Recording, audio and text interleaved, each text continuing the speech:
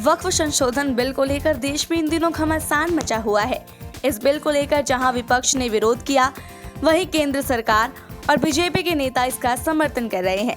वक्फ bill, जिसे हाल ही में लोकसभा में पेश किया गया था, अब चर्चा का प्रमुख मुद्दा बन चुका है।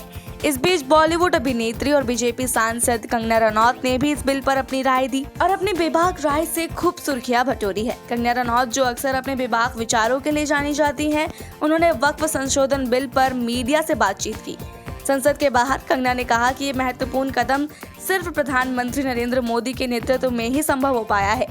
उनका कहना था कि इस देश में कोई भी चीज, चाहे वो संस्था हो या धर्म, कानून और संविधान से ऊपर नहीं हो सकती। कंगना ने कहा, हमारे गृह मंत्री अमित शाह और केंद्रीय मंत्री किरेन रिजिजू ने इस बिल के बारे में विस्तार से समझाया है और मुझे लगता है कि अब इस पर ज्यादा बात करने की जरूरत नहीं है। कंगना ने इसे बहुत स्पष्ट रूप में कहा है कि इस बिल का मकसद वक्फ संपत्तियों की सही तरीके से देखभाल करना और उनके उपयोग में पारदर्शिता लाना है। वो इस बिल को देश के संविधान और कानून के पक्ष में एक महत्वपूर्ण कदम मानती है।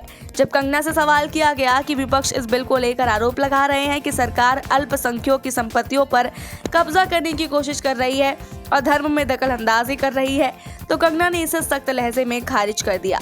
उन्होंने जवाब दिया, मोटा कहूँ तो कोई भी व्यक्ति, संस्था या धर्म कानून से ऊपर नहीं हो सकता। ये बात हमारी सरकार ने साफ कर दी है।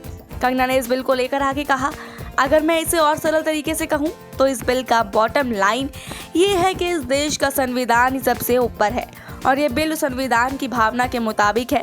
वक्फ संस्थाओं में जो करप्शन फैल गया था वो अब खत्म होगा।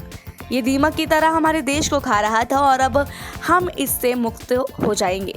कंगना ने अपनी बात को और मजबूत करते हुए कहा कि इस बिल से वक्फ बोर्ड और उसके संपत्तियों के सही प्रबंधन में सुधार होगा। उनका कहना था कि वक्फ बोर्ड में अब कुछ गैर मुस्लिम सदस्य भी होंगे, जिससे उस बोर्ड की कार्यप्रणाली में और भी ज्यादा पारदर्शिता आएगी। इस तरह कंगना ने वक्फ संशोधन बिल पर अपनी राय देते हुए इसे एक ऐतिहासिक सुधार और देश के लिए एक सकारात्मक कदम बताया है। बाकी आपको क्या लगता है, हमें कमेंट बॉक्स में जरूर बताएं। ऐसी और वीडियोस के लिए देखते रहिए सौगंध टीवी। आप देख रहे हैं सौगंध टीवी। सौगंध वतन की।